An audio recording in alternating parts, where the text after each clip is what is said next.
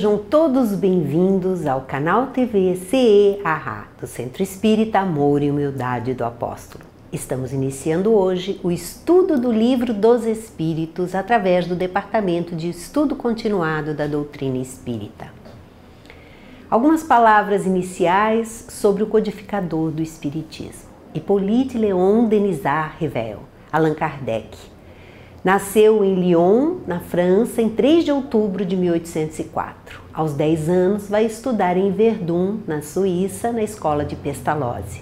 Se formou professor, gramático, filósofo, tradutor. Espírito meticuloso e sério, a princípio rejeita a possibilidade das mesas que se comunicavam.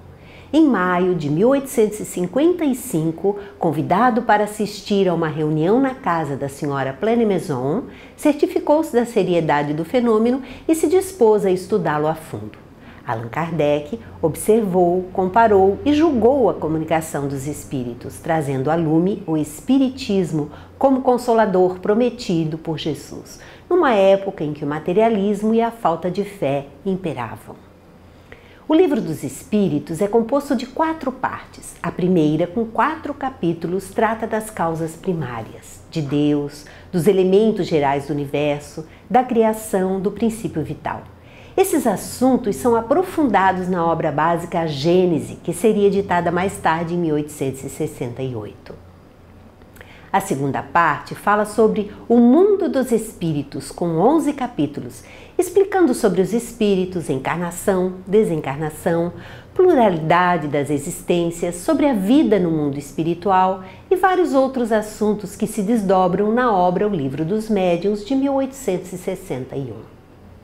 A terceira parte é sobre as leis morais, num total de 12 capítulos, e mais tarde surge a obra básica O Evangelho segundo o Espiritismo, de 1864.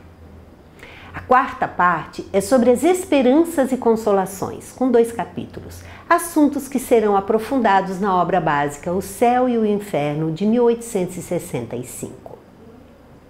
Além dessas obras básicas, o autor editou o livro que é o Espiritismo, em junho de 1859, contendo o resumo dos princípios da doutrina espírita e respostas às principais objeções que podem ser apresentadas pelos seus opositores.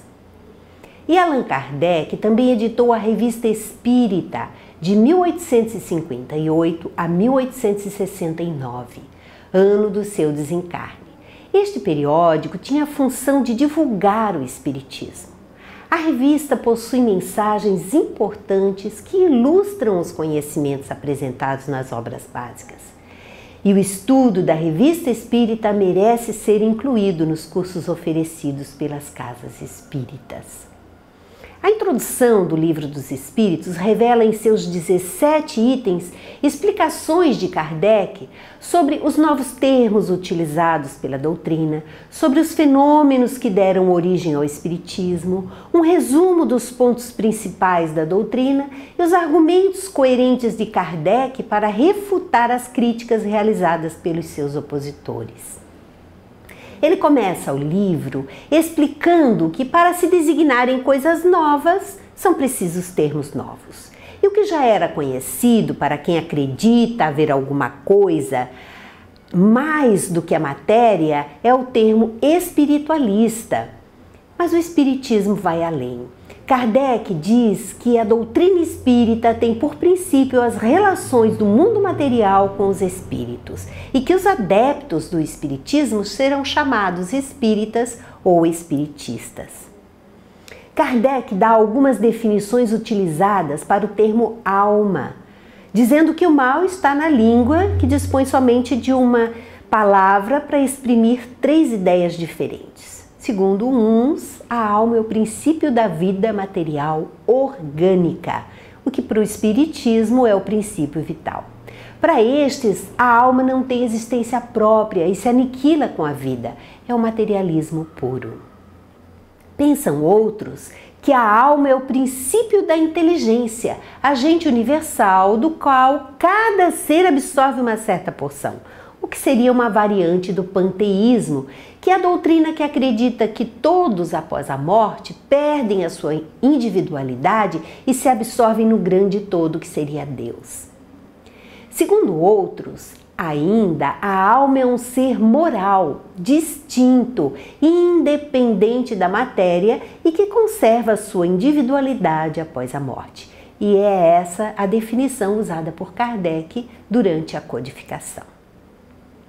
Na introdução, Kardec também fala sobre os fenômenos das mesas girantes, que eram a movimentação de objetos diversos, e que esse fenômeno parece ter sido notado primeiramente na América, ou melhor, se repetiu nesse país porque a história remonta à mais alta antiguidade. A história prova isso, que esses fenômenos já aconteciam desde muito tempo. E se produziu rodeado de circunstâncias estranhas, como ruídos insólitos, pancadas sem nenhuma causa conhecida. E em seguida propagou-se rapidamente pela Europa e pelas outras partes do mundo. A impulsão dada aos objetos não era apenas o resultado de uma força mecânica cega. Havia nesse movimento a intervenção de uma causa inteligente. E ninguém imaginou os espíritos como meio de explicar o fenômeno. Foi o próprio fenômeno que se revelou.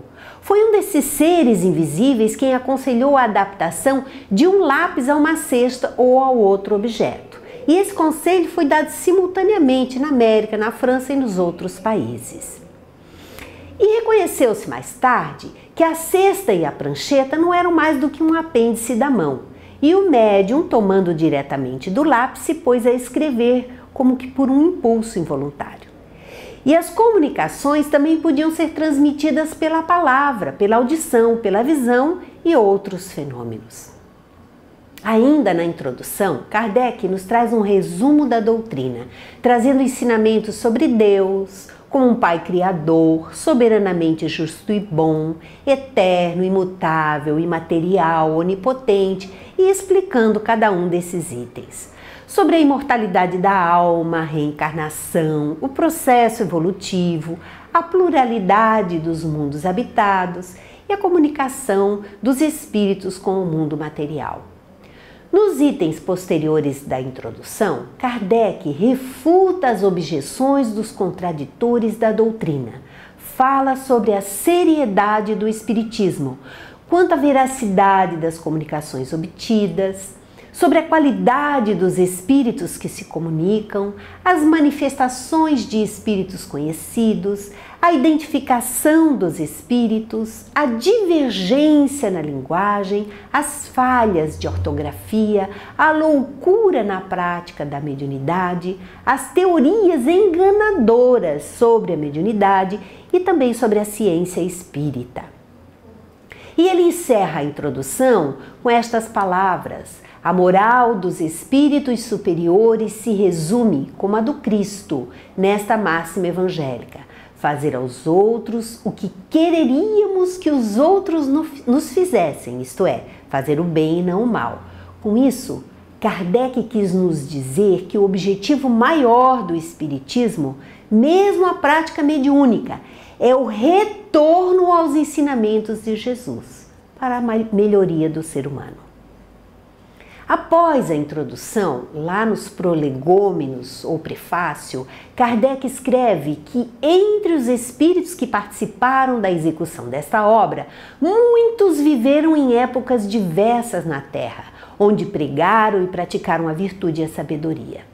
E também faz um apanhado das comunicações recebidas através de vários médiuns, onde espíritos como João Evangelista, Santo Agostinho, Espírito de Verdade, Sócrates, Platão, entre outros, o orientaram sobre o caminho a seguir para desempenhar bem a sua missão. Assim, nós encerramos a introdução do Livro dos Espíritos. Agradecemos a todos e até o próximo encontro.